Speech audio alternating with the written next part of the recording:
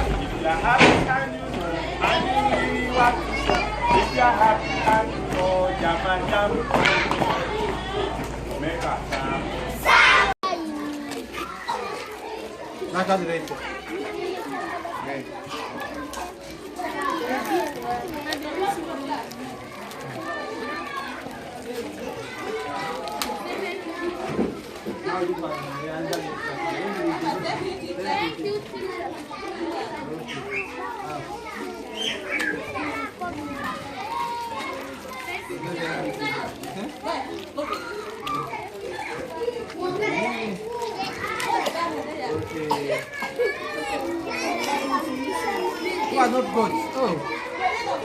How are you? Fine. Okay. Now, you also need the biscuit, eh? Who has not got biscuit? Have you got? Good job. Today, a big number of teachers and schools simply believe that education is all about passing examinations and taking notes. And a big percentage of teachers again and schools, we don't understand our learners. If we want to get the best out of them, we should first understand them before they understand us, because education is more of a mental job, not a physical job, and to them learning is fun. Thank you for watching and subscribing to Teachers TV Africa.